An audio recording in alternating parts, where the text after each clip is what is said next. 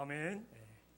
센스 있게 한 목사 따라서 해야지 왜 다음 절로 넘어가요? 당황스럽게. 11월 첫째 주일입니다. 그리고 오늘은 우리들이 감사하게도 한 해를 돌아보면서 추수감사일로 지킵니다. 그러나 안타깝게도 지난주에 포항 주변에 지진이 발생했습니다. 그리고 제가 태어난 이후로도 또 수능일을 치르는 그 날이 헌정사상 처음으로 일주일이 연기되는 초유의 사태가 발생하였습니다. 정말 얼마나 날씨가 추워지고 있습니까? 지진 피해 복구가 속히 이루어지기를 소망합니다. 저는 그나마 다행스러운 것이 수능이 일주일 연기된 일은 한국 사회를 위해서, 한국 교육을 위해서 너무 감사한 일이라고 생각을 합니다. 지금까지 한국 사회는요, 성장 일변도로 다수를 위하여 항상 소수가 희생해야 된다는 그런 분위기였습니다. 그러나 처음으로 이 포항 수능생들의 그 소수의 안전을 위해서 많은 불편을 감수하고라도 다수가 희생할 수 있다는 것을 우리 사회가, 우리 교육이 처음으로 이 땅에 보여준 겁니다. 저는 우리 딸도 수능생이지만 그런 얘기를 했어요. 정말 수능을 제 날짜에 치르는 것보다도 한 주 연기함으로써 그 포항의 수능생들과 함께 수능을 치르고 공정한 기회를 부여받는 것이 더 중요한 교육이라는 말을 했습니다. 진짜 교육은 뭡니까? 다수의 이익을 위해서 불편한 일이 많이 생기니까 포항 수능생들 제껴두고 가는 것이 참 교육이냐 이거예요. 여러분, 우리 사회가 정말 많은 다수가 많은 혼란과 불편을 겪을지라도 이 나라가 한 마음이 되어서 그 포항 수능생들을 껴안고 함께 수능을 치르는 것이, 그것이 참 교육이고, 아마 이번 수능생들에게는 영원히 잊을 수 없는 진정한 교육이 무엇인지를 깨달을 수 있는 그런 기회가 될 수 있기를 간절히 소망합니다. 오늘 말씀도 이 시편 119편도 교육시예요. 이스라엘 백성들을 교육시키는 교육시에 해당합니다. 오늘 보는 이 19편은 성경에서 가장 긴 절로 176절까지 나와 있습니다. 어마어마하죠? 그런데 이 176절이 8절씩 한 단락으로 묶어져 있습니다. 그래서 8절씩 묶어지다 보니까 22개의 단락이 나오고 있습니다. 그래서 8절씩 묶어서 22개의 단락이면 이것을 곱하면 얼마죠? 내가 물어보는 걸 참습니다. 수능생도 아닌데 왜 나한테? 그래서 이 8절씩 묶어서 22개의 단락이기 때문에 176절입니다. 그래서 이걸로 우리 학 목사님 같은 분들이 교회에서 성경 퀴즈를 할 때 성경에서 가장 긴 장은 어디입니까? 119편. 학 목사님 앞으로 이 성경 퀴즈는 절대로 내지 마세요. 근데 또 좀 지나면 내도 상관없어요. 학 목사님 다 잊어버려. 그런데 이 오늘 본문은 8번째 단락이죠. 8번째 단락이니까 88에 64, 64절에 끝나고 있는 것이죠.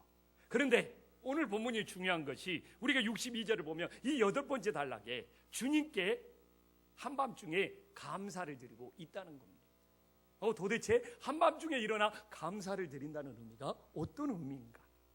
시편 기자는 왜 이렇게 한밤중에 일어나서 하나님 앞에 감사를 드리고 있는 그 의미가 무엇인지 깨닫고 우리도 감사절을 맞이하여 이 땅에 참 교육이 일어나는 것처럼 참된 감사, 참된 신앙을 가질 수 있기를 간절히 소망합니다. 오늘 본문에서 이 62절에서 시인은 한밤중에 일어나 주님께 감사를 드리고 있습니다. 그래서 우리는 이 말씀을 진정으로 묵상하기 위하여 한밤중에 감사한다는 의미는 무엇일까? 바로 그 첫 번째 의미가 고난을 받으면서도 주님께 감사를 드리고 있다는 겁니다. 인생이 잘 풀리면서, 인생이 형통하면서 감사를 드리는 것은 당연하죠. 그러나 오늘 본문에서 이 밤중이라는 것은 어두운 고난에 이 시인이 직면해 있지만, 이 어두운 고난 속에서도 하나님께 감사를 드리고 있다는 굉장히 소중한 의미가 담겨져 있어요. 그러면 이 시를 기록한 시인은 어떤 고난을 당하고 있지? 61절에 보면 오늘 이 시를 기록한 시인이 악인들의 줄이 내게 두루 얽혀 있도다. 지금 자기를 대적하는 사람들에게 얽혀 있는 고난을 당하고 있다는 것을 알 수 있습니다. 그리고 왜 여기서 얽혀 있다고 표현을 하느냐? 여기서 얽혀 있다고 표현을 하는 것은 자기가 풀기가 힘들다는 거예요. 시인처럼 우리에게 닥친 고난이 너무 얽혀서 본인의 힘으로 풀어보면 풀어볼수록 더 얽혀 있는 것이 더 꼬이게 된다는 것을 우리들에게 보여주고 있습니다. 저도 가끔 얽혀 있는 실타래를 풀어보려고 한 경우가 있어요. 근데 이게 잘 안 되더라고요. 더 꼬이게 되더라고요. 막 더 얽히게 되더라고요. 이런 경험 우리 모두는 다 한 번씩 살면서 하게 되어 있습니다. 근데 이 시인은 이 얽혀있는 고난을 어떻게 풀고 있습니까? 오늘 본문을 보면 내가 이 얽혀있는 고난을 풀어봐야지 몸부림치지 않습니다. 오히려 얽혀있는 고난 속에서도 61절에 보면 나는 주의 법을 잊지 아니하였나라고 고백을 하고 있습니다. 막 고난에서 벗어나려고 몸부림치는 것이 아니라 이 고난 속에서도 하나님의 말씀을 잊지 말아야지, 하나님의 말씀을 지켜야지, 이렇게 마음을 다했다는 것입니다. 이것이 바로 얽혀있는 고난에서 벗어날 수 있는 은혜가 됨을 깨달으시기를 간절히 소망합니다. 저도 목회를 하면서 가끔 교회가 여러 가지 문제로 얽혀 있을 때가 있어요. 그럴 때 가끔 장로님이나 성도님들이 찾아와서 목사님, 지금 이 문제가 이렇게 얽혀 있는데 왜 보고만 계십니까? 가만히 있습니까? 좀 목사님이 나서서 이 얽혀 있는 문제를 좀 풀어 주십시오.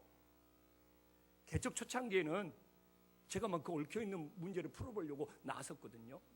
더 얽히고 더 꼬이더라고요. 그래서 깨달았어요.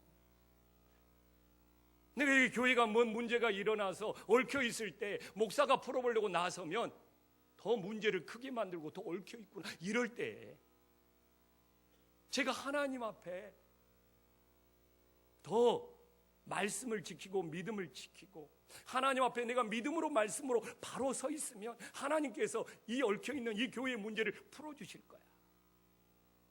그래서 정말 오히려 하나님의 말씀을 지키려고 오고 내가 하나님 앞에 바로 서려고 오고 내가 하나님 앞에 믿음으로 나아가려고 했을 때 오히려 그 얽혀 있는 문제가 하나님께서 풀어주시는 너무나 많은 은혜와 경험을 체험했습니다.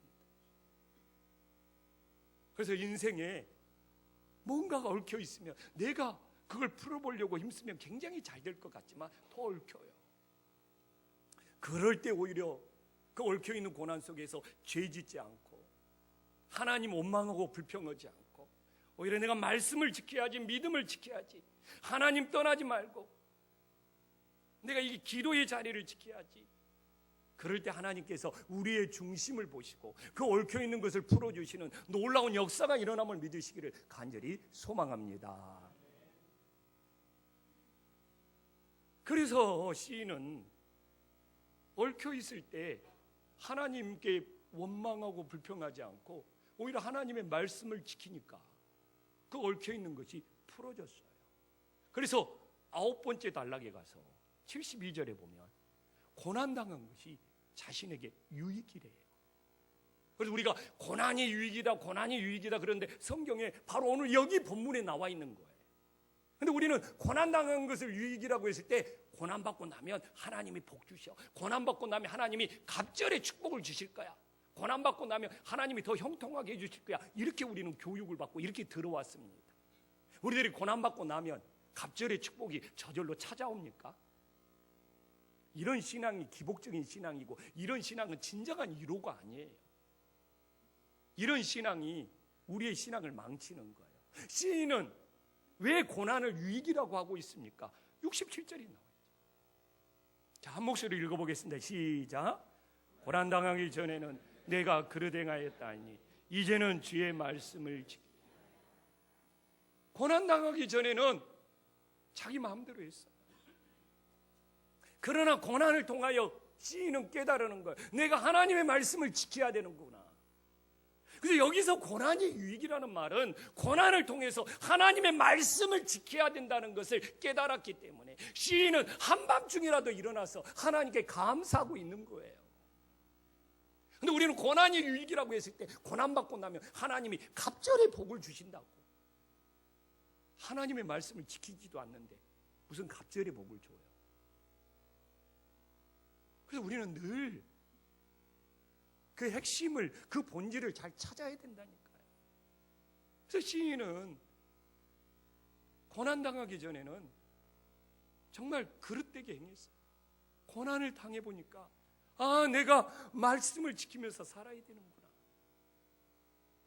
이걸 깨달은 것이 시인에게 고난의 유익이었고 이 일로 인하여 한밤중에도 일어나서 하나님께 감사하는 것을 오늘 이 감사절에 우리 모든 성도님들이 본받을 수 있기를 간절히 소망합니다. 또 시인이 한밤중에 감사한다는 것은 어떤 의미가 있습니까? 하나님의 선한 인도하심에 감사를 드린다는 거예요. 우리는 이 밤중이 단지 시간의 저녁만을 말하는 것이 아니라 어두운 고난이라는 의미를 먼저 살펴봤습니다. 그런데 또 이 어둠이라는 것은, 이 한밤이라는 것은 어떤 의미가 있느냐? 길을 찾을 수 없다는 의미가 있어요. 이 당시는 무슨 가로등이 있습니까? 이 당시는 무슨 전기불이 있습니까? 칠흑같이 어두운 밤이라. 이 한밤중이라는 것은 이 시인이 방향을 잃어버리고 갈 길을 잃어버렸다는 의미가 담겨져 있는 겁니다. 그래서 시인은 지금 길을 잃어버리고 어디로 가야 될지를 이 칠흑같은 어두운 밤에서 모르고 있는 거예요. 근데 사람들이 방향 감각을 잃어버렸을 때 굉장한 공포와 불안감이 밀려온다고 합니다. 우리 그렇잖아요. 어디 가서 정말 방향을 잃어버렸을 때. 저도 그런 경험을 했어요.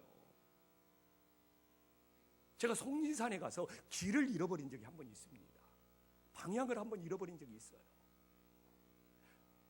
우리 아내가 큰아들 우리 하민이를 낳고 한 달 만에 여행 간다고 데려간 데가 속리산을 데리고 갔다니까요. 아기 낳고 한 달 만에. 세상에 참 지금까지 나랑 살아준 것이 감사하죠. 내가 산을 좋아한다고. 아기 낳고 한 달 만에 우리 여행 가자 그래가지고 우리 집사람이 들떠서 따라왔는데 속리산을 데리고 갔다니까요. 근데 속리산 가서 또 이렇게 일반적인 길을 가면 재미없다. 좀 새로운 길을 가야 된다 해가지고 좀 어려운 길을 얘기 낳고 한 달밖에 안 됐는데 막 가니까 막 밧줄을 타고 내려가고 막 로프를 타고 올라가고 속리산이 그 코스가 있어요. 그러면서 야 스릴이다 재밌다 나만 따라와. 가다 보니까 길이 없는 거예요. 야 이거 어떻게 하냐. 근데 놀랍게 하늘에 먹구름이 밀려오더만 막 이게 폭우가 쏟아지려고 하는 거예요. 야 그렇게 길을 잃어버리고 방향 감각을 잃어버릴 때 그 두려움, 그 공포. 그리고 우리 집사님이랑 막 또 제가 목사인 줄 알고 둘이 붙잡고 막 간절히 기도했다니까요. 그러고 다시 반대로 그 길을 찾아가고 원래의 자리로 돌아왔어요. 그리고 정말 어렵게 계단을 쩔뚝거리면서 내려왔습니다.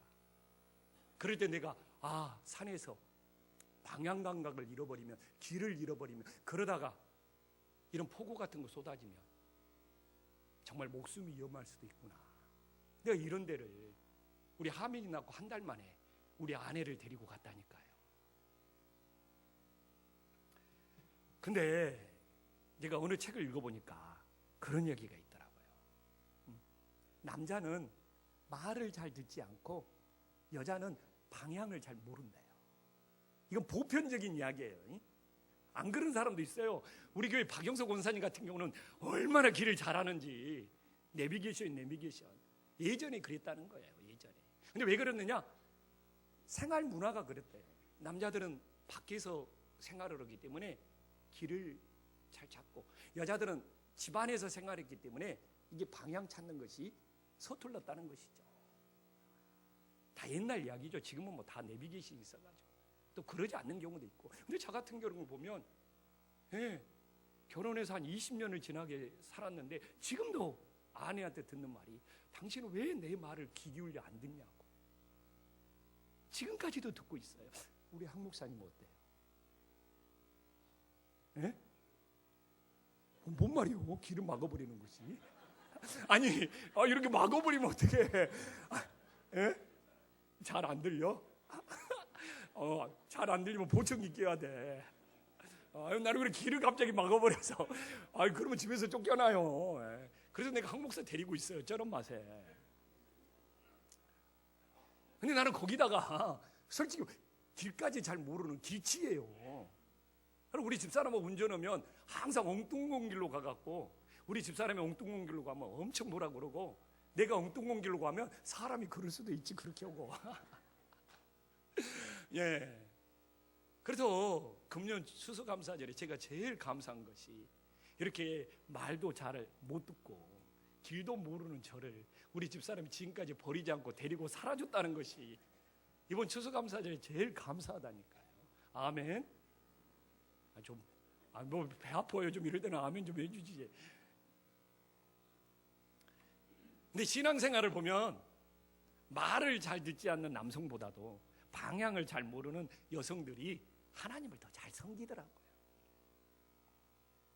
근데 이제 다시 오늘 본문을 보면 시인이 잃어버린 방향과 길을 어떻게 찾고 있습니까? 근데 이것도 똑같아요. 막 어둠 속에서 내가 길을 찾아야지, 방향을 찾아야지 애쓰지 않아요. 근데 맞는 이야기인 것 같아요. 어둠 속에서 막 내가 더 막 방향을 찾고 길을 찾으려고 하다가 더 엉뚱한 길로 가버리는 그런 경험 또 다 우리 가지고 있지 않습니까? 그래서 오늘 시인은 보면 58절에 보면 전심으로 주님께 간구하고 있어요. 이것이 길을 찾는 최고의 간구가 됨을 믿으시기를 간절히 소망합니다. 근데 이렇게 시인이 하나님께 전심으로 길을 찾는 기도를 하고 있는 걸 보면은 어떻게 58절 후반부에 보면 주님의 말씀대로 내게 은혜를 베푸소라고 하고 있는 거예요. 야, 나에게 내가 가고 싶은 길로 그냥 내 방법대로, 이것이 아니고 참 저는 58절 후반부를 보면서 은혜를 받아요. 말씀대로, 주님의 말씀대로 내게 은혜를, 이것이 주님께 맡기는 거예요. 진정한 기도는 자신의 방법대로, 자신의 생각대로 되게 해달라는 것이 아니라 오늘 이 시인처럼 하나님의 말씀대로 은혜를 베풀러 달라는 것이 저는 기도 중에 최고의 기도가 됨을 깨달으시기를 간절히 소망합니다. 그래서 우리는 실망합니다. 하나님, 내 방법대로 내 생각대로 해주세요. 그러다가 실망해요. 하나님은 우리들에게 양육하고 훈련하고 있습니다. 진정한 기도는 말씀대로 은혜를 베풀어 달라고 기도하는 것이 진정한 기도라는 것을. 그러면서 59절 이야기가 나옵니다. 내가 내 행위를 생각하고 주의 증거를 향하여 내 발길을 돌이켜 싸우며. 근데 이 본문을 많은 사람들이 자신의 죄를 생각하고 이제 회개하고 하나님께 돌아왔다고 대부분 사람들이 해석을 하고 있어요. 왜 그러냐? 밤중의 의미가 길을 찾고 있다는, 길을 잃어버렸다는 그 배경을 묵상하지 않기 때문에 회개하고 하나님께 돌아왔다는 식으로 이야기를 하고 있는 겁니다. 그러나 밤중에 길을 잃어버렸기 때문에 하나님께로 돌아오는 길을 찾고 있는 거예요. 그래서 오늘 여기서 내 행위를 생각한다는 것은 어떤 의미입니까? 자신의 방법대로 하는 것을 멈춘다는 겁니다. 내 방법대로 나아가는 것을 멈춘다. 그리고 하나님 말씀대로 자신의 발길을 돌이킨다는 거예요. 아멘. 제가 기도를 해보잖아요. 제일 어려운 것이 뭔 줄 알아요? 막 기도하면서 떠오르는 생각을 멈추게 하는 것이 참 기도 가운데 힘들어요. 여러분 막 기도하면 처음부터 막 기도가 집중이 됩니까? 온갖 잡다한 생각들이 떠올라요. 그래서 저는 기도하면서 제일 힘든 것이 내 생각들이 막 떠오를 때. 그래서 근데 또 그럽니다. 목회를 하면서 그래도 다른 걸 기도할 때는 괜찮은데 교회에 무슨 일을 위해서 기도하면 진짜 많은 생각들이 밀려와요. 근데 예전에는 못 모르고 그렇게 밀려오는 생각들을 붙잡고 막 교회 일을 추진했어. 그건 내 방법대로 밀어붙이는 거예요. 그래서 이제는 알아요. 진짜 기도는 뭐냐? 처음에 기도할 때 막 밀려오는 내 생각들을 잠잠케 하고 멈추게 하는 거예요. 오늘 시인처럼. 그럴 때 하나님의 길이 보이고 하나님의 뜻이 보이고 하나님의 말씀이 보이는 거예요. 왜 한국 사람들이 하나님의 뜻을 모르고 하나님의 음성을 못 듣느냐? 자기 밀려오는 생각을 멈춰야 되는데 자기 밀려오는 생각이 하나님이 주시는 거냐? 그거 따라가다 보니까. 그래서 좀 한국 교회가요, 기도하는 양은 많은데 질이 떨어져요. 왜 한국 교회는 저렇게 기도하는 사람들이 많은데 왜 한국 교회가 무너져 내려가고 있느냐? 막 자기 생각대로만 기도하기 때문에 그래요. 그러나 정말 굉장히 기도를 열심히 하고 많은 것 같은데 자기 생각대로만 자기 방법대로 막 부르짖으면서 기도하다 보니까 하나님의 음성을 못 듣는 거예요. 하나님의 말씀을 못 듣는 거예요. 오늘 이게 흙탕물이라고 생각을 해보십시오. 이 흙탕물이 잠잠게 대해야지 맑은 물이 보입니다. 기도가 때로는 그런 거예요. 제가 하나님의 음성을 듣고 하나님의 말씀을 듣고 싶어서 그 이름이 들어가는 책들은 전부는 아니겠지만 거의 읽어봤습니다. 그런데 공통적인 것이 그거예요. 자기의 생각을 가라앉혀야 돼요. 자기의 방법을 가라앉혀야 돼요. 꼭 흙탕물의 원리하고 똑같더라고요. 이 흙탕물이 가라앉고 흙탕물이 잠잠게 되면 위에 맑은 물이 보여지는 것처럼 하나님의 말씀을 듣고 하나님의 음성을 듣고 하나님의 뜻을 구하는 기도는 그렇게 해야지만이 가능하다고 거의 모든 책이 공통적으로 말하고 있어요. 좀 우리 김포 한신교회는 막 자신의 생각대로 자신의 방법대로 기도할 수도 있겠죠. 그러나 때로는 하나님의 뜻을 알기 위하여 내 방법대로를 멈추고 내 생각대로를 멈추고 그래서 이 흙탕물이 가라앉았을 때 맑은 물이 비춰진 것처럼 하나님의 뜻을 알고 하나님의 음성을 알고 그 길을 따라갈 수 있는 믿음의 자녀들이 될 수 있기를 간절히 소망합니다. 이제 마지막 하나로 시인이 밤중에 감사한다는 것은 어떤 의미가 있습니까? 우리가 밤중에 어떤 일을 만나면 유대인들은 더 그래요. 이 밤중에는 무조건 쉬는 시간이에요. 모든 일들은 다음 날로 미뤄야 돼. 왜 그러느냐? 유대인 문화가 그래요. 유대인은 낮에 식탁이 밤에는 뒤집으면 침대가 됩니다. 잠자리가 되는 거예요. 좀 집들이 좁기 때문에 요새는 좀 가끔 페이스북이나 들어가면 멀티 가구가 많더라고요. 막 침대를 막 벽에 붙여버리고 또 뭐 피면은 소파가 되고 또 더 펼치면 막 모르게 잠을 잘 수 있는 가구가 되고 막 여러 다목적 기능들이 있다. 근데 유대인들이 예전에 그랬어요. 낮에는 식탁인데 그걸 뒤집어서 엎어놓으면 밤에는 침대가 되는 거예요. 그러면 그 침대에 이불 깔고 들어 놓을 수 있는데 밤중에 그들은 누구에게 찾아간다는 것은 엄청난 결례예요. 그래서 성경에서 밤중에 누가 찾아왔는데 그 사람에게 식사를 제접했다. 이건 최고의 사랑, 최고의 친절인 거예요. 왜? 잠자는 자리에 일어나서 그 침대 다 걷어서 그 침대를 다시 엎어서 식탁으로 만들어서 그 사람을 대접했기 때문에요. 이건 엄청난 수고와 사랑과 노력이 들어져 있는 거예요. 그래서 한밤중에는 유대인 문화가 무조건 쉬어야 돼요. 무조건 다음 날로 미뤄야 돼요. 그런데 오늘 이 시인은 한밤중에 오늘 60절에 보면 주의 계명들을 지키려고 신속히 하고 지체하지 아니하였다는 것이죠. 이건 엄청난 순종인 거예요. 그래서 이 말씀을 가지고 우리들이 가장 우선순위에 두는 것을 지체하지 않고 신속하게 합니다. 우선순위가 아닌 것은 뒤로 미루게 됩니다. 이런 이야기들을 많이 하죠. 그래서 우리가 어떤 일을 신속히 하면 우선순위고 뒤로 미루면 나중 것이 됩니다. 그래서 시인은 하나님의 말씀을 신속히 하고 지체하지 않았기 때문에 말씀을 지키는 것을 우선순위라고 할 수도 있습니다. 그러나 저는 핵심을 놓치고 있다고 생각을 합니다. 본질을 놓치고 있다고 생각을 해요. 만약에 여러분 똑같아요. 우리는 이렇게 본질 핵심을 볼 수 있는 눈이 있어야 돼요. 누가 막 인터넷에서 우리나라를 막 비방하고 막 못되게 하면 같이 붙어서 야 비방하지 말라는 거야. 그 IP를 추적해가지고 그 IP를 사용하지 못하도록 하는 것이 그것이 핵심이고 본질인 거예요. 그리고 충분히 우리나라에서는 IP를 추적해가지고 그것이 정말 우리나라를 못되게 하면은 못 사용하고 제거할 수 있는 거예요.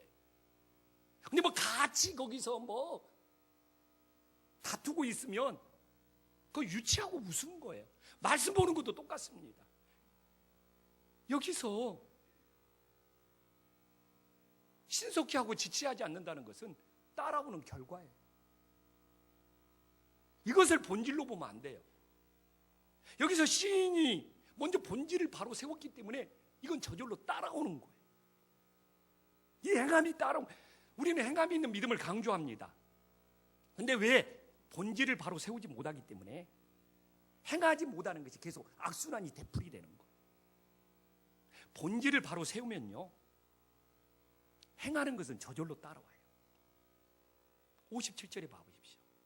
오늘 이 8년의 시작은, 핵심은, 주제는, 본질은 이 8년을 시작하는 8개 단락을 시작하는 57절이에요. 우리 다 함께 한 목소리 읽어보겠습니다. 시작.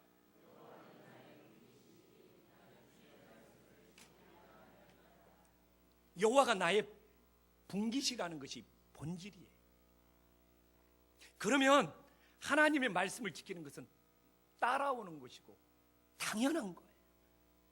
여호와가 나의 분깃이라는 이 본질이 되지 못하기 때문에 하나님의 말씀을 지키는 행함이 따라오지 않고 당연하지 않고 어려운 거예요.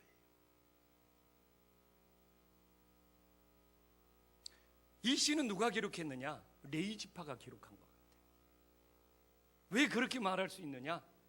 다른 모든 지파들은 땅을 기업으로 받았어요. 땅을 분깃으로 받았어요. 그러나 레위 지파만 땅을 기업으로, 땅을 분깃으로 받지 못했어요. 왜? 하나님이 그들의 분깃이 되고 그들의 기업이 되기 때문에. 그래서 여기서 하나님이 나의 분깃, 여호와시 나의 분깃이라는 것은 여호와가 나의 전부가 된다는 거예요. 나의 기업이 된다는 거예요. 나의 모든 것이 된다는 거예요. 그러면 왜 우리가 하나님의 말씀을 지키지 못하느냐? 하나님이 나의 전부가 되지 못하기 때문에, 하나님이 나의 기업이 되지 못하기 때문에. 저는 이 시대를 보면서 안타까워요. 하나님이 우리의 일부가 되고 있어요. 하나님이 우리의 부분이 되고 있어요. 그러니까 하나님의 우선순위가 안 되는 것이죠. 하나님이 우리의 일부에 불과하고 하나님 우리의 부분에 불과하기 때문에, 하나님이 우리의 전부가 되고 하나님이 우리의 모든 것이 된다면 말씀을 지키는 것은 따라오는 거라니까요. 그래서 우리는 우선순위는 본질이 돼야 되는 거예요. 동사가 되면은 할 때도 있고 안 할 때도 되는 거지만 이 본질이 하나님이 나의 모든 것이고 하나님은 나의 일부 부분이 아니라 전부가 되었을 때 하나님의 말씀을 지키는 행함을 저절로 따라오는 겁니다. 그러면 오늘 우리가 감사제절이잖아요. 하나님이 나의 전부가 되고 하나님이 나의 모든 것이 된다면 오늘 감사도 우리는 분명해지는 거예요. 금년에 내가 뭘 잘 돼서 감사하고 금년에 내가 뭘 못 돼서 감사하실 것이 없고 이건 조건부 믿음이죠.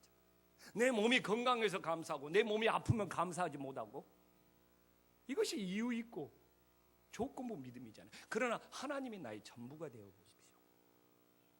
내가 오늘 많이 가지고 있든 적게 가지고 있든 하나님이 나의 전부이기 때문에 감사할 수 있는 거예요. 하나님이 나의 전부가 되면 오늘 내가 건강하든 건강하지 않든 나의 전부 되신 하나님께 진심으로 감사할 수 있는 거예요. 이것이 감사의 본질이고 신앙의 본질이고, 그리고 하나님이 나의 전부가 되면, 그래서 감사한다면 내 환경에 상관없이 하나님 말씀을 지키는 삶을 살아갈 수 있는 거예요. 그렇기 때문에 시인은 한밤중에서 일어나서 그렇게 신속하게 지체하지 않고 하나님께 감사할 수 있는 거예요. 그러나 하나님이 전부가 되지 못하고 하나님이 일부가 되고 하나님이 부분이 된다면 어떻게 한밤중에 일어나서 신속하고 지체하지 않게 하나님을 따를 수가 있겠습니까? 이번 감사절을 맞아요. 나에게 감사할 것이 있냐 없냐 따지기 전에 하나님이 나의 전부가 되시고 하나님이 나의 모든 것이 되기 때문에 한평생 변함없는 감사로 나아갈 수 있는 하나님의 자녀들이 될 수 있기를 간절히 소망합니다. 기도하겠습니다.